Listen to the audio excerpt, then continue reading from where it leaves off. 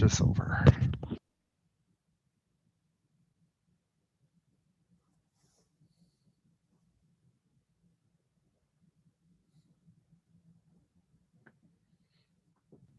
All right, good to go.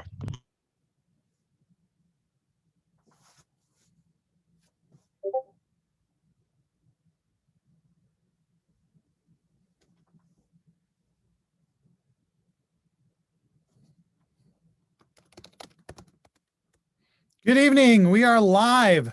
This was me watching to make sure that we were live. I apologize. My name is Tim Wick. I'm the artistic director of Fearless Comedy Productions, and we are starting Die Laughing Halftime. Woo!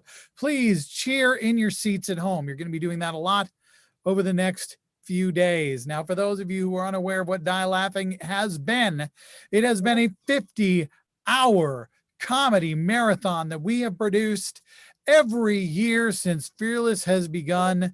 And what it is a fundraiser. We are looking to have you help Fearless create art by donating money to us so that we can make that happen. And what we've done is 50 hours of comedy in a row.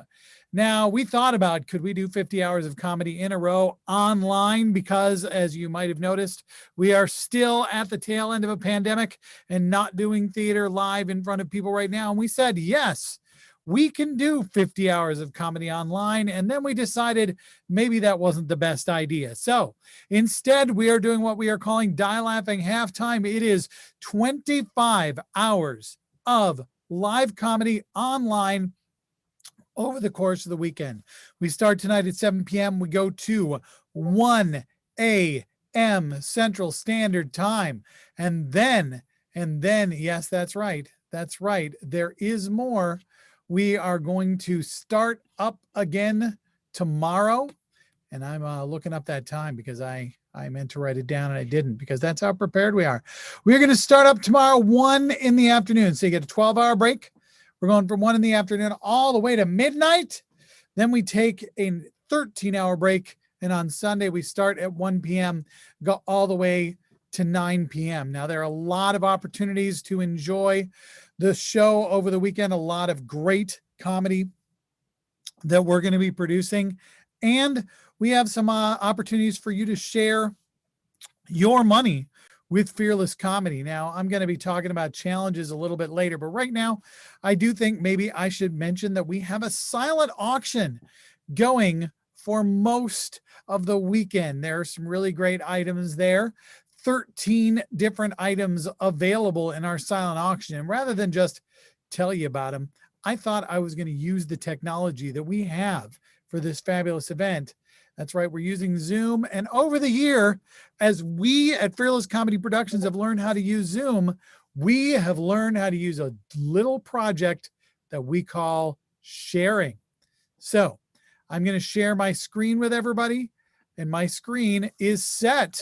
That's right, to the silent auction. You can go and look at this silent auction if you go to dielaughingmarathon.com, click up on the top bar, silent auction. You can go and look at all the fabulous stuff we have to offer. A lot of it doesn't have any bids on it yet, but I bet you all of it will. It certainly should. Look down here. We have an Extreme Sandbox Adventure. That's right, Extreme Sandbox Adventure. I think that means you get to go drive like construction vehicles and dig in dirt. This is stuff people get paid for. You can do it for free. That's a pretty good deal, if you ask me. I know I do it myself. And so I'm moving stuff around the screen. You can't tell that. It should look just perfect to you.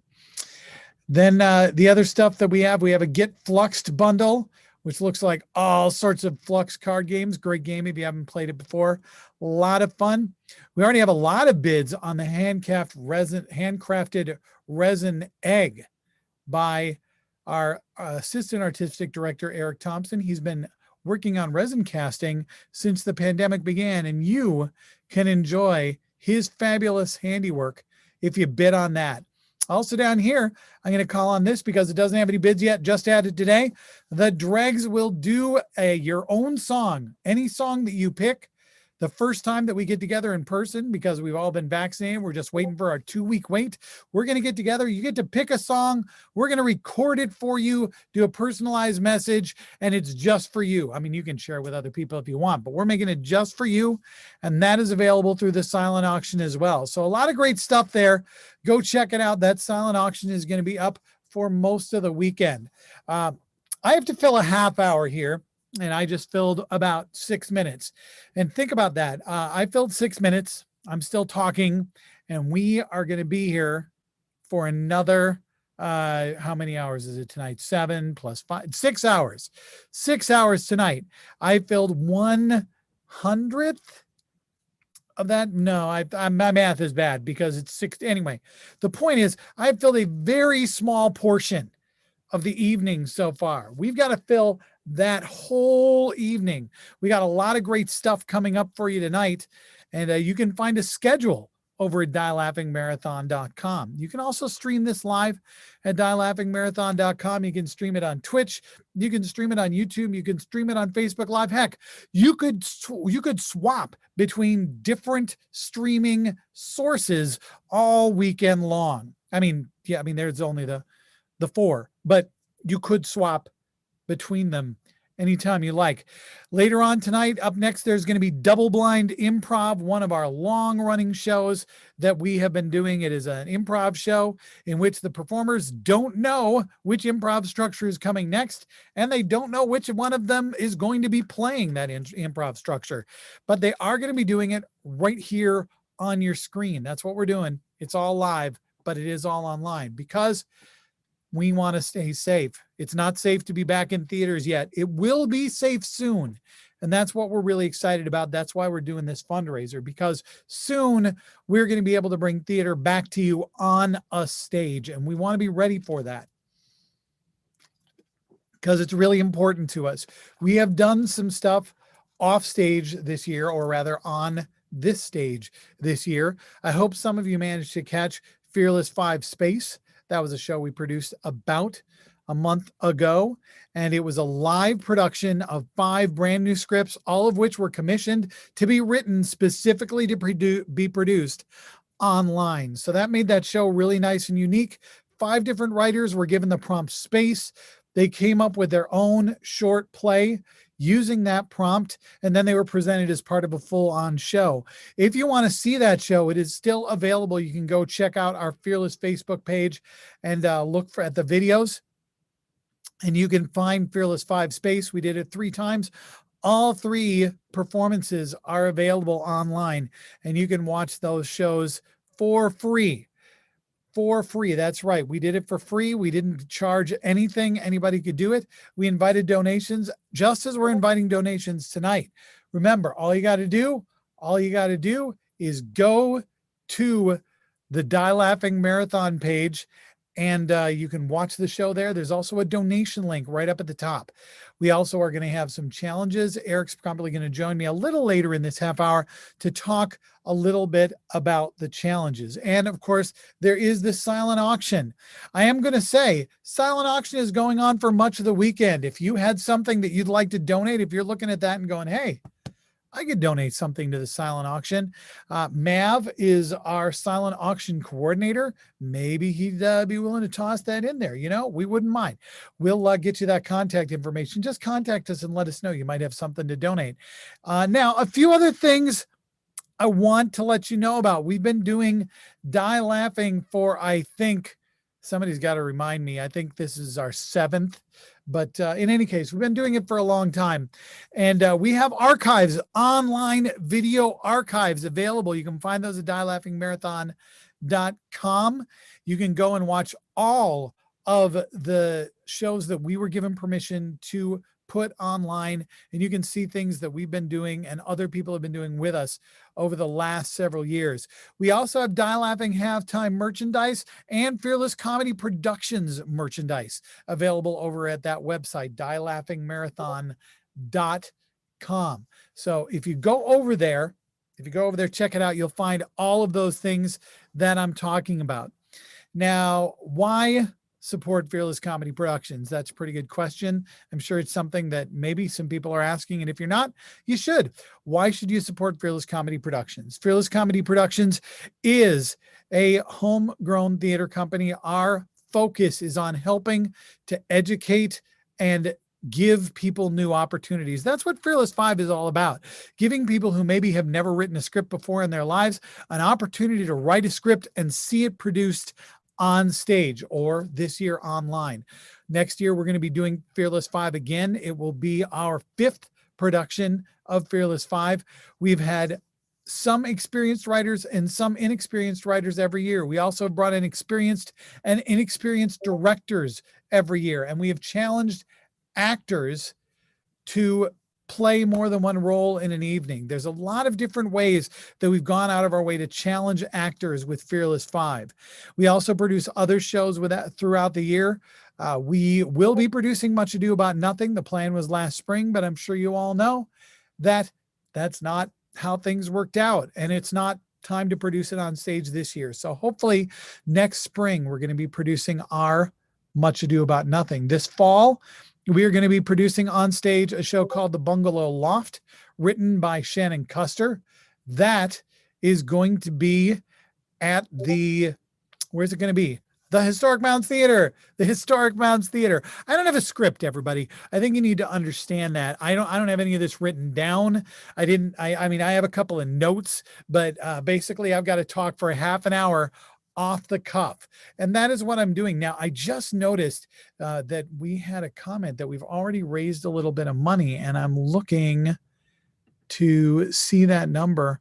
575 raised by the silent auction already. So that's super impressive. That's great. We've only got 13 items there so far, and we've already raised over $500. And there's a lot of stuff that still doesn't even have any kind of bids on it.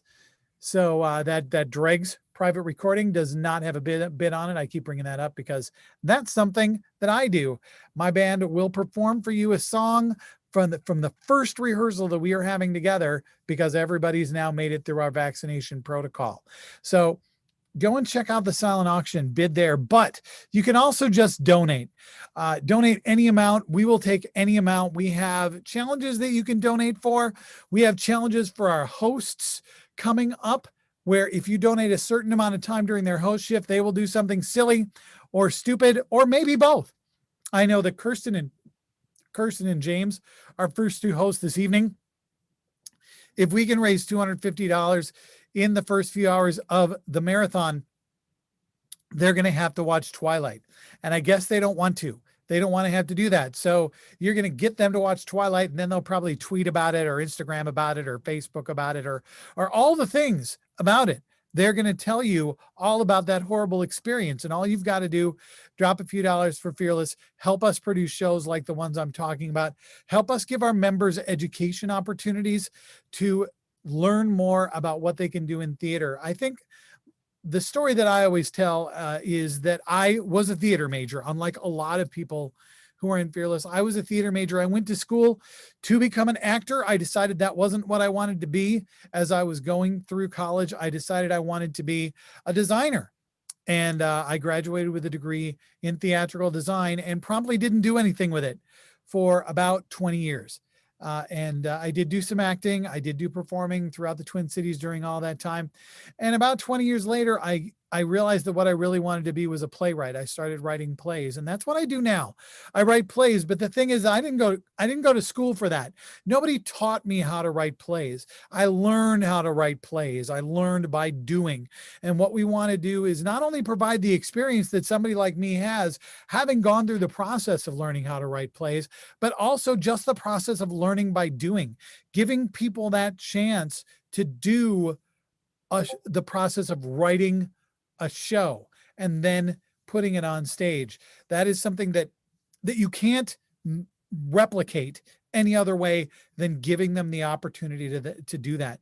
You cannot replicate the experience of directing a show and seeing what that's like without just giving people the chance to do it. The reason that we are doing Much Ado About Nothing next year is because a lot of people have done Shakespeare, but a lot of people who come to theater later in their lives maybe have never had that opportunity to be involved in a Shakespeare production, and we want to give them that chance. I know it sounds like, well, maybe we should only be doing original shows, and we are doing a lot of original shows, but we want to give people the opportunity to experience doing pre-written, well-known work so that they have that in their resume as well. That's what Fearless is about, giving people that opportunity. I'm going to take a drink, and it looks like my good friend Eric Thompson is joining us. There he is. Hello, Eric. Hey, Tim, how you doing? I'm great. I understand you're going to be doing a show in about 15 minutes. Yeah, it's a lot more hectic not being in a theater when I can't just walk it from one room to the next room and just talk to different people. So I know it feels like it should be easier. It's not like we have to run from room to room. We just flip a switch, and yet it's a lot more complicated. Yeah, the switch isn't friendly. No, it's not. But I am glad you're here because you are in charge of challenges for Die Laughing. In the past, we've done a lot of things like Lego walks, where when you donated money, you could have a Fearless member walk over 8 feet of Legos. We've had opportunities to give a Fearless member a snack. All of this, though, was in person. So that probably had to change the way we were doing challenges this year, didn't it? Yeah, it's a little bit tougher this year. It's not very easy or safe to, just plan to drive over to somebody's house and, drop you off a Kit Kat. Tim, you and I don't live very close, and the logistics of that just wouldn't be great. But we did figure out a few things that should be fun. Okay. So we have a challenge for every host shift that's going on. So right now, Kirsten and James have a challenge together where if they raise $300 before their both of their shifts end, because they're on the first 2 shifts tonight, they will watch the Twilight Saga, and they'll post on social media about their reactions to it. Like all 4 of them? That's my understanding. That's longer than the Snyder Cut. Yeah, that's longer than their hosting shift. Yeah, that's rough. It's probably about as rough as the Snyder Cut too. But I have not seen either of them, so at least in entirety. We also have another challenge that Kirky has thrown forward, where if during their host shift, which ends at 10:30, if they raise $1,500, Kirky will get a Team Edward or Team Jacob tattoo. Whoa. That decision will be made. The team will be decided by the person who makes the biggest single donation during that time period if they hit that goal. So if you dropped $1,500, you could immediately decide whether Kirky gets Team Jacob or Team Edward. Now, she gets to pick the style, the design, all of that. But the biggest donation gets to pick which team. So that'll kind of define most of the tattoo. I would think. That's crazy. I would think. That's wonderful. She's excited for it. So we also have fun things like Kaz, one of our newest members, is getting ready to go outside more. He's during his shift on Saturday for I believe it's every 50. It's either every 50 or every 100. I'll have to double check my list. He is adding 10,000 steps to a weekly step goal, up to 70,000 steps, which, I mean, I've had a Fitbit for a number of years, and that's a lofty goal. So it is a lot of steps. But that's some really cool stuff. That is great stuff. You're planning to write some personalized verses for sea shanties and mail them out on postcards on Sunday.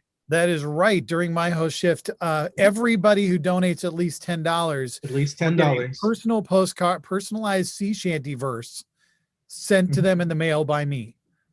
So there's a lot of weird and fun stuff that's going on this weekend, and there's going to be a commercial that kind of tells you about all the stuff that's going on for each host shift. But during the entire weekend, there are 3 things that are going on that'll go on the entire time.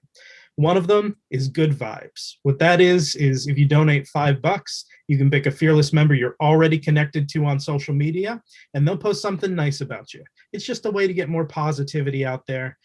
If you're not connected to the Fearless member you pick, then we'll just post something from the Fearless social account. Just saying something nice, just getting a little more positivity out there, because that's what we need right now. I agree. There's a really fun one that is called self-care. Mhm. And pretty much for a $10 donation, you pick a Fearless member, and we'll let them know that they need to take care of themselves a bit. So they'll go based on what they need. They'll make a decision to go maybe have a snack or take a nap or get some exercise or get some sun, whatever they feel they need. But because it's self-care, we're not going to make them post about it. They can if they want, but I figure if we say it's self-care and you have to post about it, that's a little counterintuitive. That's fair. So that means that somebody could donate for self-care and say my name, and then rather than you coming over to my house with a Kit Kat, I could just go get my own. Yeah, absolutely. If that's what you feel you need at the time, absolutely. I feel that's what I need all the time. Hint, hint, hint. And then the last one that's running all weekend, which is a favorite of mine, is called Gift Game. And if you donate $10 when you pick this on the site, you can give us kind of a prompt like ecstatic, happy, hangry, late for class, whatever it might be, whatever that kind of feeling or emotion or kind of event. And we will make a post from the Fearless Comedy Productions social page.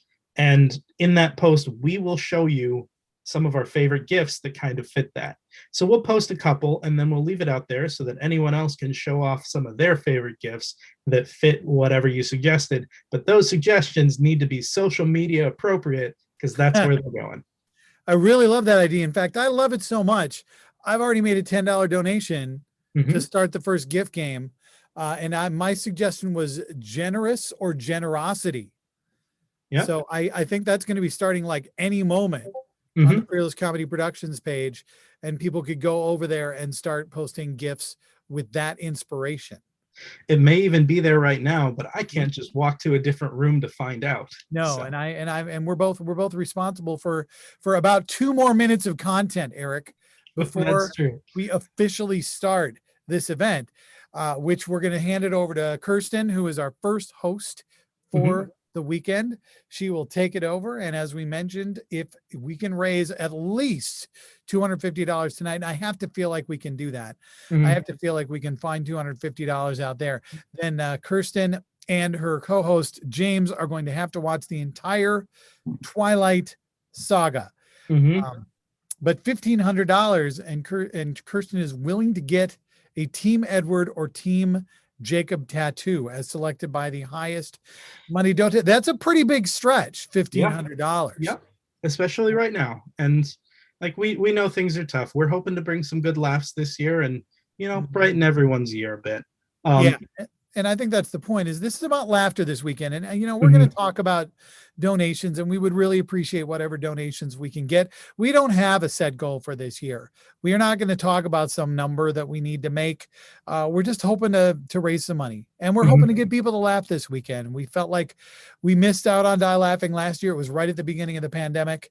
And we want the chance to do it this year. And it's not time to do it on stage. We know that time is coming. We all feel that time is coming. A lot of us have had at least one vaccination so far. Some of us have had our second. Some of us are out of that 2-week wait, but it's still not time to do shows on stage yet. But we know that time's coming as long as we're patient. And we want to be ready for that. We want to be ready to get back into that, and getting some donations is one of the ways that helps.